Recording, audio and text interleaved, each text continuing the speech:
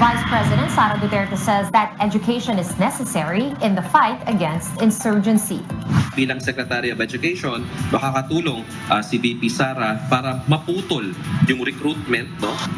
Para hindi masira ang kinabukasan ng mga kabataang ito na nalilin lang, no? Kasi nararadicalize sila sa mga organisasyon na nasa mga eskwelahan. Hindi naman po ang pamahalaan o ang NTF-ELCAC ang nagre-red tag. Ang nagre-red tag po sa kanila ay sila mismo. And I want to emphasize it over and over again that it's erroneous to say that Madam Sara, the Vice President, is a notorious red tagger. She is just telling the truth. She's a truth tagger.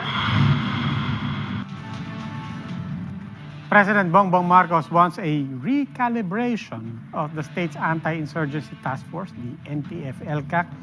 What does that mean? And while NTF-ELCAC is supposed to self-destruct after it's done with its task of stomping out the insurgency, is there a possibility of it becoming institutionalized and here to stay? Let's talk about this tonight on the Chiefs.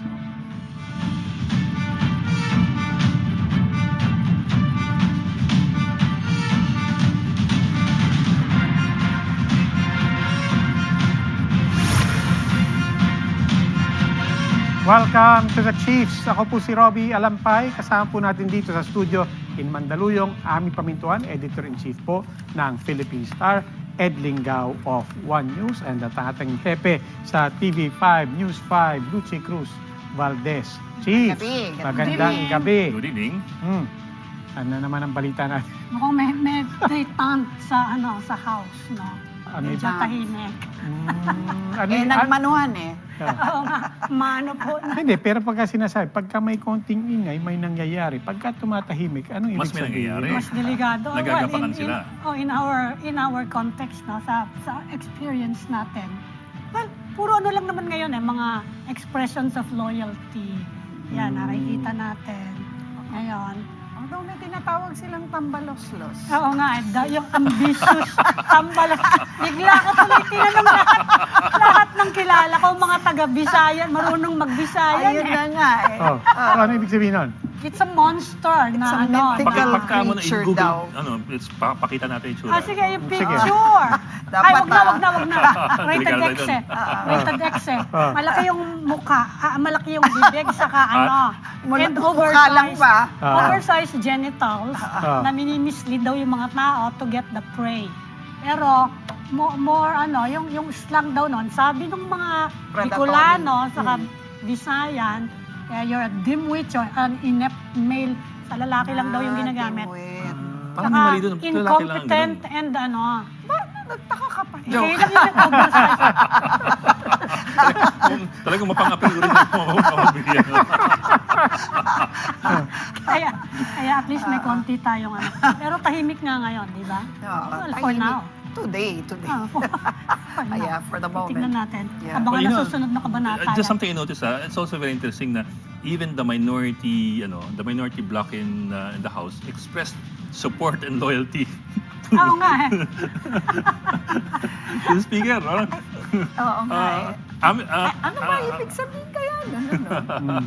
Baka, lesser of evils? Baka may ganon, no? Pero inaabangan ngayon kasi sa kanila, di ba? magkakaroon ng appointments, di ba? Magkakaroon ng reorganization So titignan ngayon kung ano yung influence ng mga kung sino in and out of the kulambak. Pinag-aawayan. Ininigay sa inyo mga bagay na inaantay pa natin mag-settle down. Ika nga, as gaya na sinabi na sa intro, what we will be talking about in this episode is we'll be talking about NTF-ELCAC and more generally the anti-insurgency and peace program of government. We're bringing in our guests after a quick break. The Chiefs will be right back.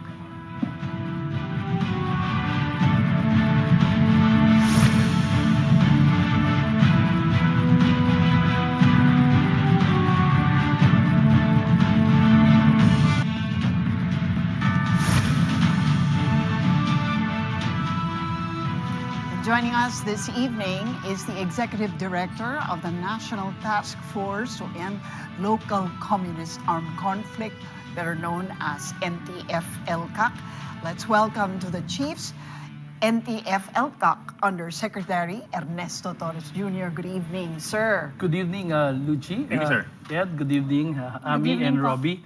Thank you for having me here. Magandang gabi pa. Yes, just about a week ago, we had a very interesting discussion here about NTF-ELCAC, in particular because, VP Sara Duterte is now co-chairman. Vice chair, yeah. Yes, vice chair.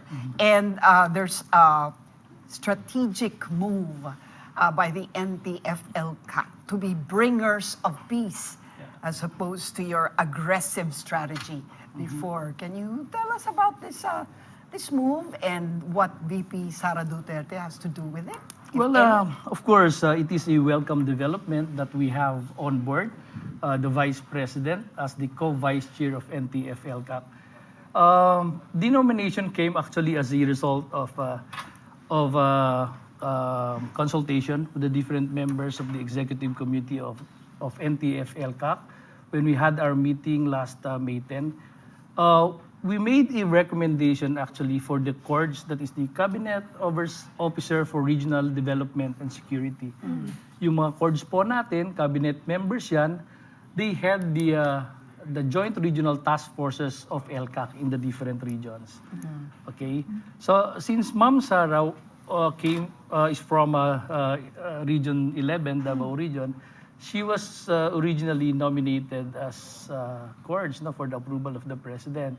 But upon consultation with the attendees in the meeting, nagbago, parang medyo mababa pa sa Vice President ang maging CORDS for Region 11. So it was the consensus of the group to elevate the nomination for her to be the Vice Co-Chair. Bali silang dalawa po ni National Security Advisor Secretary Anyo.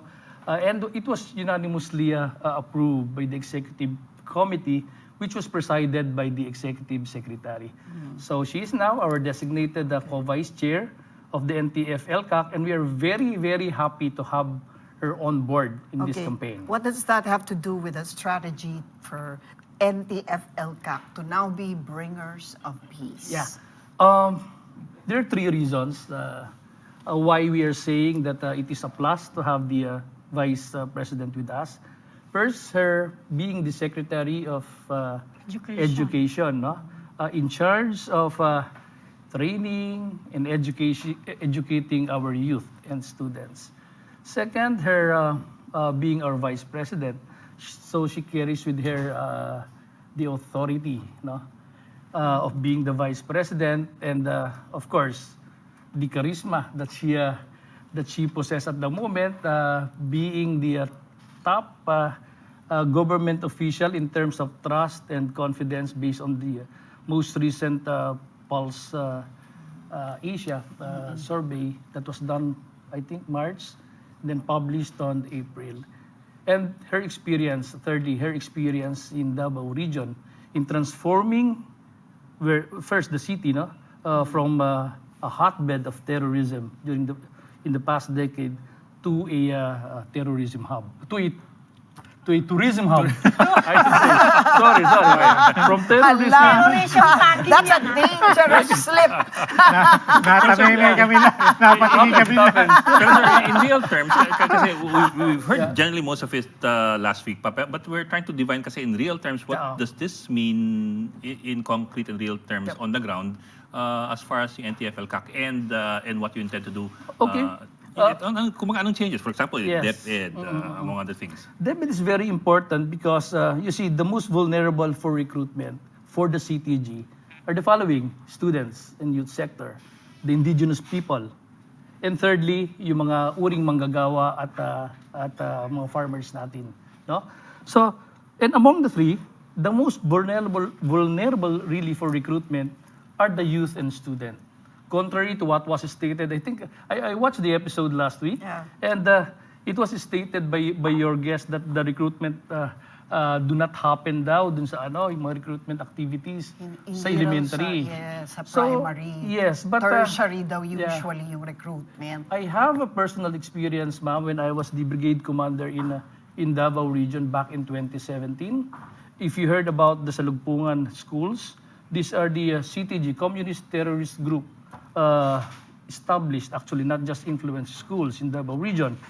Ito pong mga schools na to, just to prove that they are being brainwashed and already taught how to go against the government in general, no? From the time they start learning how to read and write.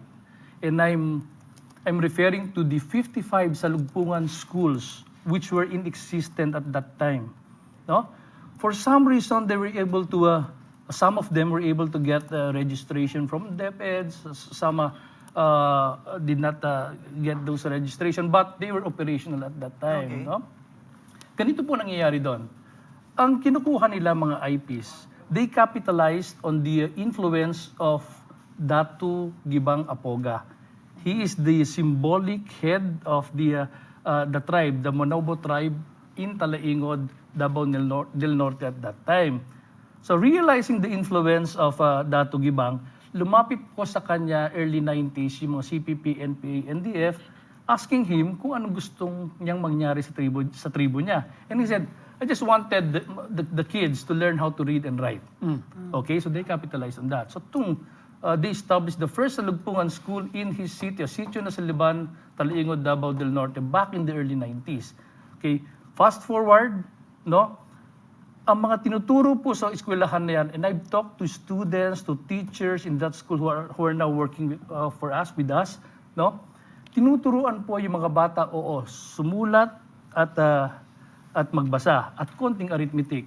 Pero karamihan ng tinuturo po nila ay humawak ng baril, magbigay ng mga impormasyon sa mga operasyon ng nasa security sector, at in general magalit po sa gobyerno. And we are talking about 6, 7 years old na grade 1, ha? So just imagine, consider na lang po natin if 20 students from such schools, no, and I'm just referring to Salugpungan School, graduated every year when it was still operational. 20 lang po times 55. That's more than 1,000. No? 1,000 na malalim na balon na pinagkukunan ng mga posible maging armado, maging NPA, IPs. So, we realized that because I was just so fortunate. I was there during that time as the brigade commander.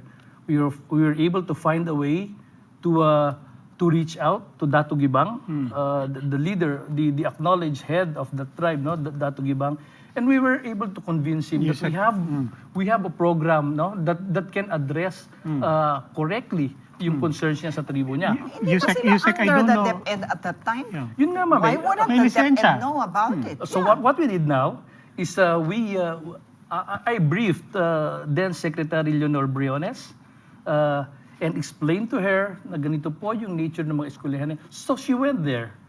She went to Nasilaban, no? Doon sa sitio mismo where the first Salugpungan School was established, and she was convinced. So fast forward, nasarado po lahat ng 55 Salugpungan schools niyan. So natigil yung recruitment ng mga bata. Again, no? 20 times 55, more than 1,000 every year. Let me ask you, Yusek, are there legitimate indigenous people schools? I mean, are there legitimate schools that are there really just to cater to indigenous communities who are, let's face it, don't have schools? Na hindi naman talaga naaabot ng, I was just talking Meron po tayong mga last mile schools under DepEd.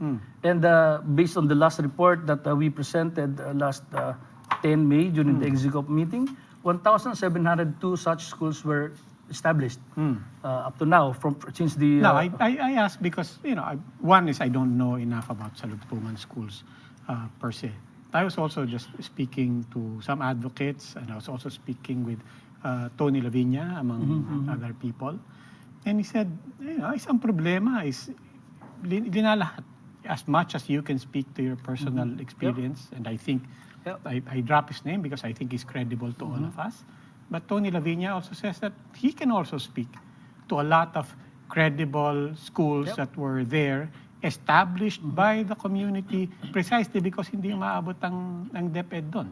Yeah. And sinabi niya, if you paint a broad stroke and demonize all of these indigenous schools, marami rin kawawang bata. Ang point ko lang is, he also has, he can also speak to his personal experience, and we've spoken to other people saying that as well, that the NTF-LCAC and the campaigns in the past have also unjustly demonized and painted with a broad stroke a lot of these initiatives. Nasa totoo lang, kung wala dyan yung mga schools na yan, maraming mga bata hindi man lang naaabot ng DepEd? Well, Robbie, it's the DepEd who evaluated these schools that I'm referring to. And it's not just sa Lugpungan. Merong MISFI, merong Alcadeb. Well, Yeah, yung Alcadeb. You Yung can Alcadeb. tell us. Alcadeb, these are CTG influenced schools, no? And we are not the ones who ordered the closure of the school. It is the DepEd, and they have their own committee to evaluate these schools. Well and good, because most of these Salugpungan schools in the Davao experience, no, when they were closed, it was replicated either by the DepEd or by the initiative of the local chief executive in the area. So ngayong si Vice President na Apa. ang co-chair ng NTF-ELCAC, ano yung magiging role niya specifically? So we will be more vigilant. Probably a DepEd will be. We would ask them to be more vigilant in approving the registration of schools, because there exists really in the past, no, and probably I don't know up to now if there are still such schools in operation. So in fact, no, we realized the impact of the Vice President's influence already, because 6 days after that, we were able to meet with the regional directors of DepEd from all over the country. No? So we got the chance to interact with them and present to them the different programs of the NTF-ELCAC, all for the purpose of attaining unity, peace, and development. So that's one plus, no, kay Vice President Sara. Yung pangalawa na nabanggit ko po kanina, yung authority niya, because we have seen that it is only where the local chief executive have an active participation in the counterinsurgency campaign na talaga nasusolve po yung insurgency. So, realizing with her authority as the Vice President, we can expect a more aggressive and more active participation of the local chief executives. Plus the fact that yung popularity niya mataas, we need the support of the whole Filipino community. So with her endorsing the program of the NTF-ELCAC, we can both get the participation of the local chief executives, our leaders, from the municipal level, provincial level, and the entire Filipino community, because the problem on insurgency is not purely military. We have realized that. I've been in the service for almost four decades. This is a whole of government approach, whole of nation approach. So yan yung recalibration. That's the recalibration that we're talking about. Na The more focus, ma'am, involvement yeah. of local government. No, ma'am. It's been like that since the Yes. creation of the NTF-ELCAC. Whole of government approach, whole of nation participation, founded on good government. Ano yung recalibration? Ang recalibration po, because for the past 4 years, we have seen the decline of the armed component of the CPP-NPA. Considering that when we started with the NTF-ELCAC, meron po tayong 89 guerrilla fronts. That is December 4 of 2018. If I may be given time to explain briefly what a guerrilla front is, so that Sige, go ahead. Opo. 89 guerrilla fronts. Ang sinasabi po nating guerrilla front, ito po yung CPP, NPA, NDF unit So ito yung armed. na meron pong politiko and military component operating in a particular area na pwedeng nag-overlap yung mga municipalities and provinces where they have a profound influence and weak government presence. Yan po yung guerrilla front. Yan po yung reality. 89 of them. No? Ngayon, NTF-ELCAC was created purposely to end local communist armed conflict with emphasis on the armed. Okay? For a little over 4 years, we were able, through whole of government approach and the right implementation of the different programs, to bring that down to only 22 as we speak, with 2 active guerrilla fronts and 20 weekend. So, yun po. And to be able to dismantle a guerrilla front, just for the people to appreciate the magnitude of job that was poured in dismantling all of the 67 guerrilla fronts. In a guerrilla front, siguro 50 to 100 barangays po yan. We need to clear every barangay from CPP, NPA influence before we can declare the whole of the guerrilla front as dismantled. Yusek, I'm glad you mentioned and acknowledged a whole of society approach. But it's also not just approach. I mean, people also have questions of may approach tayo, lahat tayo tutulong. And then there's mindset. And then dun sa mindset, dun din yung concern ng mga tao. Because you could have a whole of society approach and still have a militaristic mindset. Diba? Which could theoretically go against also what I presume you're also saying, that you said it is not all about the military. And yet when I mention, let's be honest, I mentioned the name Duterte, whether it's the father or the daughter, it's a very, the association is with that. One of our first programs is let's bring back ROTC.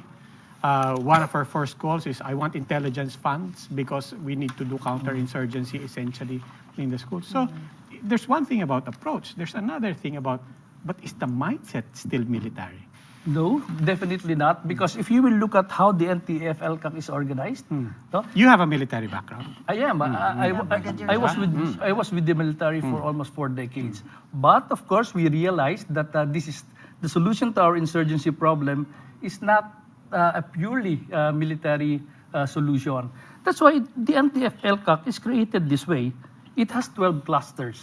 There's only one cluster that may require military participation, and that is the peace, law enforcement, and development sector. Most are local government employment, basic services, poverty reduction, livelihood and empowerment, infrastructure and resource management, international engagement, legal cooperation, which is headed by Justice Miranda, strategic communication, and then pledge cluster, magkakasama ang AFP, PNP, NBI, and Coast Guard. Situational awareness and knowledge management cluster, local peace engagement cluster, ECLIP in amnesty program, and sectoral unification and capacity building and empowerment cluster. So from the organization alone, Robbie, and the composition of the NTF-ELCAC, 21 different agencies with 2 representatives from the private sectors, headed by the president, and then now co-vice chaired by the National Security Advisor and the Vice President. You could see, and each of the cluster have their own. They have their own program. So the approach now and the mindset that we are following is not militaristic.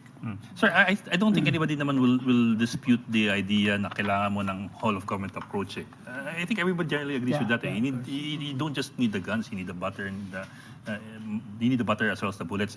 But I suppose what really made it controversial in the last few years is all the pronouncements that go not just against those who are armed, but as well those who are not armed. That I think is one of the more controversial aspects of the NTF-ELCAC. And we had a discussion as well with Justice Miranda, and that was also a very colorful discussion. How will that change, if it will change at all, with this administration? How does the Marcos administration look at, for example, the militant groups, Bayan Muna, Gabriela, ACT Party List? Where are they in the whole spectrum of... We must, the Filipino people must understand the relationship between the front organizations, underground mass organization, and the armed component. Okay, it has to be understood well, and thank you for inviting me here. If you would give me a minute, probably, Yes, sir, to explain that. And case in point, okay, one front organization could be ACT, Alliance of Concerned Teachers. It is a legal organization, no problem about that. No? Pero meron siyang underground mass organization, ang tinatawag ay Kaguma, Kalipunan ng mga Gurong Makabayan, which is an underground mass organization directly supporting the armed component. Okay? Some people from this Kaguma are embedded in the ACT. Okay? So they try to lure some members, potential recruits from the ACT to go to the Kaguma. Isa lang po yung tinatanong nila doon sa mga miyembro ng mga nasa front organization. Naniniwala ka ba sa armed revolution para sa pagbabago? And if eventually, after much indoctrination, they would agree to the armed revolution, they might be recruited to the underground mass organization. And once they are there, ang trabaho po ng mass organization natin is to provide support to the armed component, either financially, morally, politically, and most importantly, manpower. Kaya po yung mga kabataan natin, ang tagong organisasyon ng kabataan ay Kabataang Makabayan. And there are so many front organizations. Andiyan ang Anak Bayan, LFS. These are legal organizations, yung Kabataan, NUSP, all of these are legal organizations. But we have to beware. Doon po sa mga naka-embed na galing sa underground mass organization. And it is our duty in the government to let the people know about this, for them to decide for themselves, so that they would not be deceived.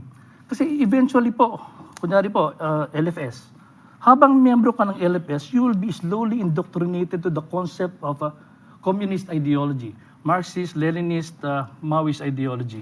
Until such time na mapag-agree ka, armed revolution is good, hahatakin ka sa kabataan makabayan. Pero sir, And I can present to you, I have Pero sir, anong kaibahan nun dun sa ako'y nag-aaral sa UP at ako'y inaakit at ako'y nililigawan na sumali, so therefore ang mga taga-UP ba ay Hindi po. rin? We just have to inform them about certain organizations, front organization. Well, eto, hindi lamang si Joma naman nagpangalan sa mga front organizations. Napag-usapan niyo yan last episode, no? Hindi lang po sila. Even the recently declassified CIA report named them. No? Ganun, no? And even I have talked to a lot of former rebels, listen to their stories. Pare-pareho po kung paano sila nadala doon. Hindi po sila recruit diretso sa armado except for the IPs. Yung very unfortunate, yun ay kwento ko po sa inyo kanina. Hundreds, thousands of them are lured to join the armed revolution without them really knowing it. Na-nurture sila magmula pagkabata. Okay, yung pong ACT, marami pong member yan na public school teachers. And you are saying it's a legit organization. Yes, ma'am, it is. Ano ngayon ang magiging policy ng government, ng NTF-ELCAC, co-chaired by the Vice President? Ano yung magiging policy ngayon under this recalibrated approach? Well, right now, ma'am, it is not yet a policy, but nung po nag-usap kami ng mga regional directors last May 16, when we talked to them, explained to them about the relationship between the front organization, underground mass organization, and the NPA, among other things. We talked for 7 long hours. We presented to them former rebels who had the first-hand experience on how they were deceived to become NPAs. So they committed that they will help us out to prevent the recruitment of the youth to the UGMOS or to the UGMOS and then to the NPA. But parang information awareness campaign would be allowed in these schools, which is actually allowed naman sa isang department order na DO 16 series of 2022. Hindi naman ibaban yung act, yung ACT. Or membership in the ACT. Wala namang ganong pinag-uusapan. Wala po. Na ban. Wala po. Or wala kayong balak na dahan-dahan Are you going release to, out for sa example, mga teachers? is there any plan to petition the Court of Appeals to proscribe any of these so-called fronts, whether it's Bayan Muna, ACT, and so on the line? Po, hindi pa napag-uusapan yung ganun na direksyon.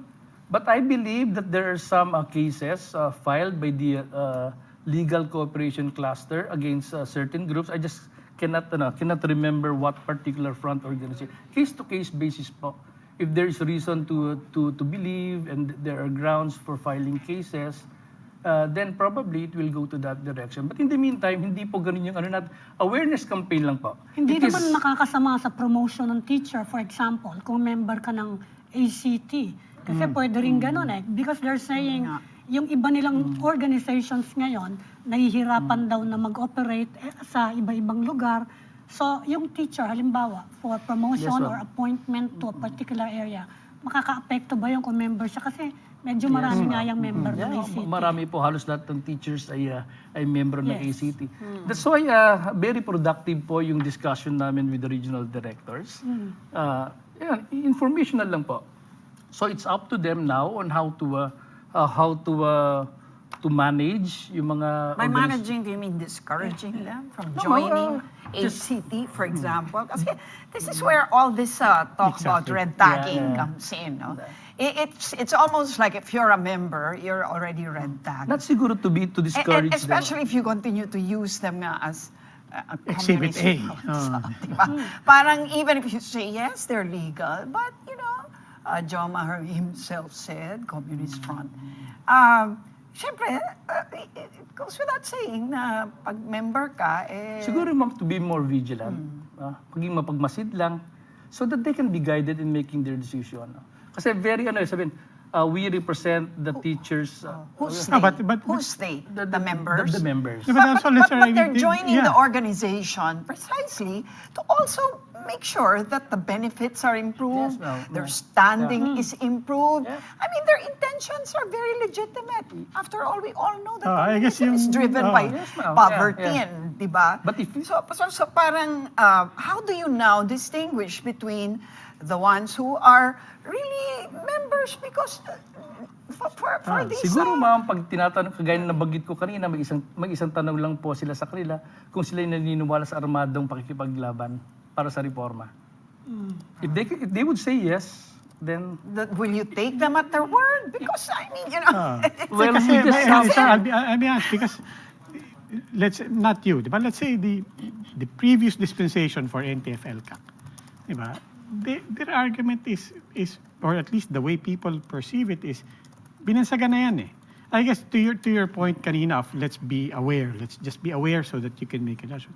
Are you aware also that here we are, we're trying to see where is the line and how can you define it, that as long as you are not clear on that line, you can do harm. Will you acknowledge that NTF-ELCAC, until it's clear about how do you characterize these organizations, how do you characterize their members, that until you're clear about that, you can do harm. People have gotten harmed. They've gotten they've gotten targeted by politicians at the local level. Yeah. They've gotten targeted by people with a vigilante attitude. They've been, Yes, sir. Yes, sir. they can be ostracized by their community. We I guess recognize that. that's why we're asking. And as a parang- matter of fact, when you, Sec Miranda, guested here, she specifically said, if he walks like a duck and talks like a duck, Justice. probably a duck. Yeah. No? So parang medyo nakakatakot yun, di ba? Kasi parang, Kasi there's more how to am a I... duck than duck. No, kasi apply ko rin. I specifically, Robby. I just have to say, I'll just throw this sector also in there. Our sector, NUJP in particular, is always red tagged. Di ba? And then you can say, kasi from there, recruit yan sa ano. But the fact is, the very statement, will you acknowledge it? The very statement puts journalists, legitimate journalists, in harm's way just because they are members of NUJP. On the other hand, Robbie, marami na rin pong namatay na mga estudyante. Marami na rin namatay na mga kasamahan din natin dahil they were unwittingly, joined. Sir, let me say we acknowledge that. And we acknowledge your point precisely.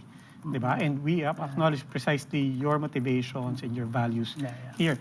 We're trying to ask on the other side, because we're talking about a recalibration. Yeah. And to be honest, I'm still wondering, what does the recalibration mean? Okay, Because this is still the same conversation we had with the previous administration. No, this is it, recalibration. That's why I mentioned the decline of the number of guerrilla fronts. So before, we are more focused on war fighting, because there's a lot of guerrilla fronts there, no? But now that we are now down to 2 active guerrilla fronts and 20 weakened guerrilla fronts, we are now recalibrating our effort to focus more on establishing unity, peace, and development. That's it. So less of the military approach. Yes, ma'am. Oo. Let me just go back to your statement earlier when you said that you identified what you call guerrilla front communities, no? And you have cleared them of influence. No? What exactly did you mean by clearing them of influence? What does that entail, to clear a community of barangay, probably, ba? Yeah, you go per barangay, per household. Ganito What po. do you do exactly? Ganito po. In clearing a barangay, hindi po unilaterally being done by the security sector. Yan, ano? Kasama po natin dyan yung mga local chief executives. And it is not only driving away the armed component. Okay? So, may mga parameters po tayo dyan. So, driving the armed component out of the barangay is one. Establishment of ITDS or Integrated Territorial Defense System. Ensuring, this is a whole of nation approach. military pa rin yun. Ma'am, hindi po. Hindi na? Strengthening of barangay-based institutions. It is one, also making sure that basic services can be facilitated by this barangay-based institution. And of course, there will be some civilians, no, intelligence network who would tell us if the barangay is being recovered by the armed group. If they are, because we expect that if you have a previously influenced barangay which is cleared from their influence, they will try to regain that. And we need to have some people Kaya nga, there. ask because that's what exactly makes them vulnerable to these, armed actual, ano bang tawag dyan? Gera talaga, di ba? And we report that every so often, no? Because when your presence is there, and there's a military presence, because I understand you will have to continue to protect that community, right? We have the ITDS po, ma'am, Yeah. Integrated Territorial Defense System. It may have a military presence or bantay bayan among themselves, yung po mga bantay barangay. So may or may not be present continuously in a particular barangay. So when you say that you have cleared them, and you're now saying that out of 89, it's down to, what is it, 20-something? 22 po, with 2 active, both in Northern Samar. Is it safe to say that they're now standing solid without need of any military security or guarding? No, ma'am, we know that lasting peace is the price of eternal vigilance. So all of us has to be very vigilant. Once na-clear na, this is a good opportunity for all of us to take care of our communities and not allow any influence from. We've been really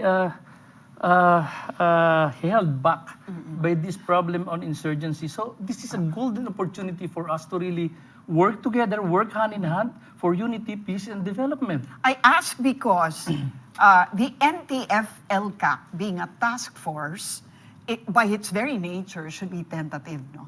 Yeah, so, yes, that's so true. I That's just true. That's true. wonder how long this is going to take Yeah, on yeah, this You're right, job ma'am. of You're right. before it becomes institutionalized. Precisely. You're right, Mama. Yeah. The doctrinally, a task force is terminated after it has accomplished its mission. No? Right. So meaning, National Task Force to End Local Communist Armed Conflict, when we are done with the armed components. Pag nag-end na si local armed conflict, Yes, the-end ma'am. na.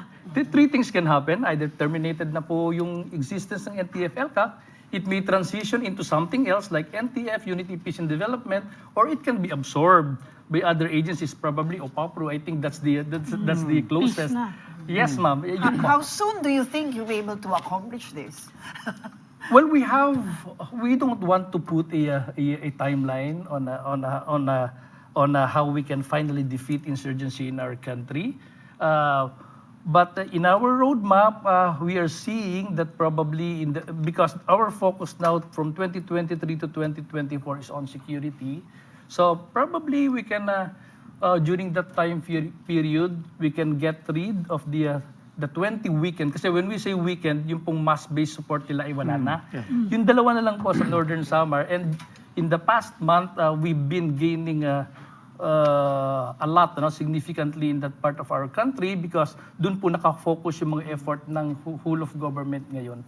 So sana matapos na po natin ng maaga ito. All right. So that's Undersecretary Ernesto Torres Jr.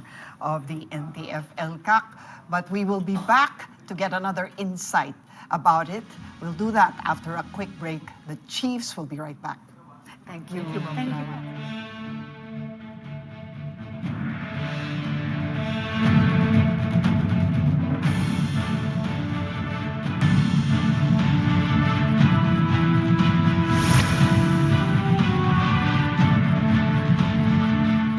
Welcome back. Joining us in the second half of our conversation, Alliance of Concerned Teachers Party List Representative Franz Castro. Good evening and welcome back to the Chiefs, Congresswoman. Good evening po. Magandang gabi po. Good evening, Ami, Yes. Ron, and Ed. Good evening. Congresswoman, we just had on kanina si Yusek Torres ng NTF-LCAC. Ang sabi po niya, yun daw Alliance of Concerned Teachers, merong underground component, yung katipunan ng mga gurong makabayan. Yan daw yung nagre-recruit for the armed component of the organization. Ano po yung masasabi niyo dyan? At isasama ko na rin, dahil nakakailang araw na yung bagong co-chair ng NTF-ELCAC, who happens to be the Education Secretary. Kumustahin ko na rin, are you feeling any changes sa mga developments na to? Yes, as regards to the yung organization na sinasabi niya, well, I can only talk about the Alliance of Concerned Teachers as an organization of teachers since 1982. So, ACT as an organization was established in 1982. It is registered under the SEC. And then from that, we formed our different unions in the different regions. In fact, dalawa na lang yung hindi unionized under the Alliance of Concerned Teachers. And then we formed the ACT Teachers Party List. So, ito na po yung ACT Teachers Party List. Our job is for the legislation of mainly the increase of the salary of teachers and the benefits of the teachers and the education, support personnel, and the education in general. So, hindi po totoo yun? Sinasabing, ito po yung organization na pinabibilangan ko po bago ako napunta sa ACT Teachers Party List. So, this is the Alliance of Concerned Teachers po. So, hindi po totoo yung merong kaguma. Kasi yan din ang ginagawang issue sa inyo. You've been having a verbal argument with the Vice President na Education Secretary nga, and who is now the co-vice chair of NTF-ELCAC? Well, I'm not privy doon sa sinasabing organization. So, is it true na nasa nga yan, nasa in one of the official statement of the Vice President Secretary Sara Duterte. That's why nga the Alliance of Concerned Teachers filed a case in the International Labor Organization against this statement of the Vice President, red tagging the Alliance of Concerned Teachers as well as myself. Ma'am, let me ask you also, I mean, no longer just as a member of ACT, but as a legislator, and as an advocate for education. Nabanggit din po kanina ni Yusek that a lot of indigenous schools, and he mentioned some groups including Alcadev, and yung isang grupo Salugpungan. Sinabi niya, ito rin, nagiging front din tong mga eskwelahan nito, purportedly to be a last mile school, purportedly to be in communities na hindi naaabot ng DepEd, pero sa bandang huli ginagamit pang recruit. As a legislator, also as a member of ACT, what can you say about these persistent allegations coming from government agencies, including NTF-ELCAC, that these IP schools are being used to recruit for the insurgency? Again, Ron, hindi ako privy dun sa recruitment. But I once attended the graduation of yung school na sinasabi nila at ito ay recognized naman ito ng DepEd. Kaya nga lang hindi na nila ni-renew yung permit. So for so long a time recognize ito pero hindi na nila ni-renew yung yung permit nitong mga schools na ito. So hindi ako privy doon sa mayroon naman silang curriculum, alam ko na sinusunod from the DepEd. And of course, meron silang curriculum din na fitted doon sa indigenous people's culture and rights. So, yun po yung minsan atinan ko na graduation dun sa isang school. In fact, kasama pa nga yung mga DepEd officials dun sa school na yon. Ma'am, let me change tack po. In the last year, magmula na po si Pangulong Marcos, has there been any change at all in from what you've noticed and what you've observed and what you've experienced, has there been any change in the way government interacts with your group, for example, in the way government perceives your group, interacts with your group, and treats your group? I'm referring, of course, to ACT. Yes, since last year, of course, President Marcos Jr. is different from President Duterte, no? So mas vocal si President Duterte doon sa pagsasabi ng mga communist group, etc., including yung mga party list. Pero naman ngayon, nakikita naman natin si President Marcos Jr., parang wala naman siyang sinasabing ganyan. But of course, dahil nandiyan yung NTF-ELCAC, nandiyan pa rin yung policy on red tagging, policy on vilifying, at saka yung sinasabi nating ito nga yung mga ginagawa ng mga NTF-ELCAC sa mga schools. Basically wala pa rin namang pagbabago. In fact, tuloy-tuloy pa rin yung illegal profiling, tuloy-tuloy pa rin yung mga teachers na binibisita, tinatanong kung member ng ACT, tinatanong din kung member ng ACT Teachers Party List. So meron pa rin ganyan, hindi naman nagbago yung ginagawa nitong NTF-ELCAC at saka ng ating mga military and police. Yes, ma'am, balikan ko lang yung sinabi po ninyo. Tinatanong yung mga guro hanggang ngayon kung sila ay miyembro ng ng ACT at ano po yan, saan nangyayari at when was the last time that happened and how often does it happen? Yes, oo. The last reported that we have received dito sa Bicol, sa Naga. So, member siya ng union ng ACT Bicol kasi sa ngayon kasi they are campaigning for the ratification of their collective negotiation agreement. So si teacher na member ng union, pinuntahan pa sa bahay.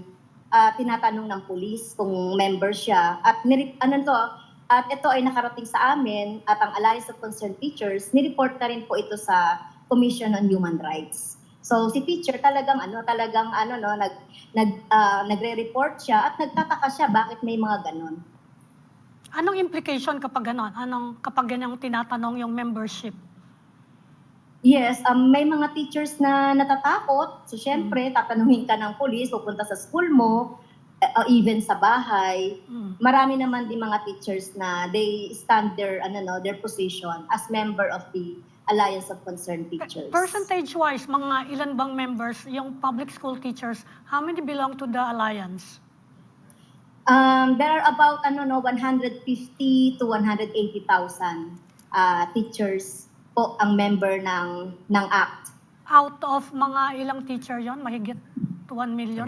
More than 900,000 po. So more or less mga 1 out of every 5 teachers are members of ACT, tama ho ba? 150 to 180 in public and private, from kinder to tertiary level. Did you ever get a complaint na naapektuhan yung career ng teacher belonging to the Alliance as a result of admitting or being active in the Alliance of Concerned Teachers? Yes, Ami. In fact, yung mga leaders natin ng union, one of our teacher leader in region, in Cagayan de Oro, dahil sa nagkaroon ng trump-up cases against her, and later on, the case were dismissed, napilitan siyang mag-retire. Napilitan siyang mag-resign sa kanyang pagtuturo as elementary teacher doon sa Cagayan de Oro.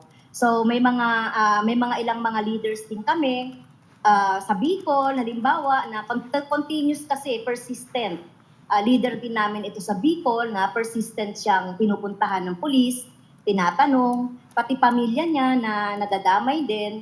Kaya muna siya, although nasa serbisyo pa rin siya, kaya lang muna siya, parang lie low siya dun sa union.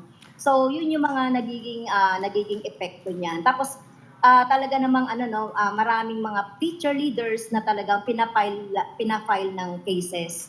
Like in Region 1, yung amin ding teacher leader doon, pa nga siya head teacher pa nga siya doon sa school. Continuous rin yung pagbisita ng mga police doon. At ito, nireklamo rin namin ito sa CHR at saka doon sa United Nations, sa ILO. Ma'am, the Secretary of Education, Vice President Duterte, is now also co-chair of the NTF LCAC. And alam din natin that part of what she expressed concern about as Secretary of Education is precisely her concern na binoist din ni Yusek Torres that may recruitment na nangyayari sa schools. How do you see these two hats coming together? What might be the implications? What might be risks to flag or hazards when it comes to Vice President Duterte, who is also the Secretary of Education, being the co-chair of NTF-ELCAC, given her concerns that she has stated about recruitment in schools? Well, yung recruitment sa school, no, hindi natin alam. Pero kami talaga, nagre-recruit tayo doon sa mga union members. Mag-member ng union sa Alliance of Concerned Teachers.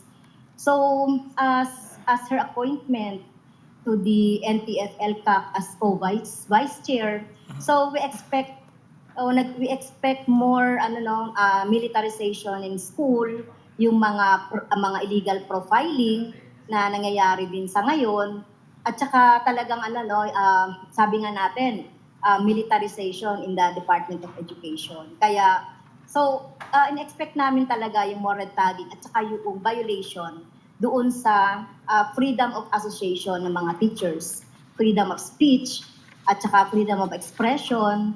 So ngayon nga, may nararamdaman talaga kami na pagpipigil nila, pagpipigil ng Department of Education sa mga meetings ng mga unions, hindi pinapayagan, hindi binibigyan ng permit. So nararamdaman na talaga namin yung violation sa freedom of organization sa mga unions. Wala bang initiative to hold a dialogue between you? After all, libo-libo kayong teachers and she is the Secretary of Education. Wala bang ganong moves to have a dialogue with the Secretary of Education and your alliance? And ma'am, idagdag ko na lang din. Ma'am, if you don't mind, iangkas ko na lang din doon. There's ACT. Also, there's the fact that you're the representative of ACT. Beyond the dialogue, also, what's possible by way of legislation, by way of, on the one hand, acknowledging the legitimate concerns of government, at the same time, providing guide rails, safeguards, para naman hindi rin ma-damage ang karapatan ng mga tao. Yes, in terms of dialogue, I know that the Alliance of Concerned Teachers send letters to the department since last year. Pero hindi naman ito sinasagot. Pero syempre yung mga letters ng Alliance of Concerned Teachers pertains to the issues, yung mga issues na gusto natin, na gusto nila, like yung mga halimbawa, yung salary, as regards to yung April and May vacation, etc. So tuloy-tuloy naman yung sulat ng Alliance of Concerned Teachers sa Department of Education, pero hindi rin namang sinasagot. Halimbawa, yung PBP, so minsan nga parang nagsasagutan na lang doon sa social media, or kung sasagot sila sa statement, so yung ganun lang. So wala talagang dialogue regarding yung mga red tagging. As regards naman doon sa legislative measures, so meron kaming bill on Human Rights Defenders Bill na nakalagay doon yung red tagging. Etong union interference sa Committee on Labor, pasado na po ito. Nakalagay din diyan yung yung mga ginagawa ng administration, ng management as regards to the interference. So marami na kasing nangyayaring ganyan sa public, kahit na hindi sa DepEd, in other agencies din na nire-red tag din yung mga government employees. Okay. Alliance of Concerned Teachers Party List, Representative Franz Castro. Ma'am, maraming salamat po. Thank you. Thank you, you. Thank you. Thank you. And that is all we have for the Chiefs. We hope what was discussed will keep the conversation going. I'm Robbie Alampay. I'm Ami Pamintuan of the Philippine Star. I'm Ed Lingao. We are One News, all sides, all the time.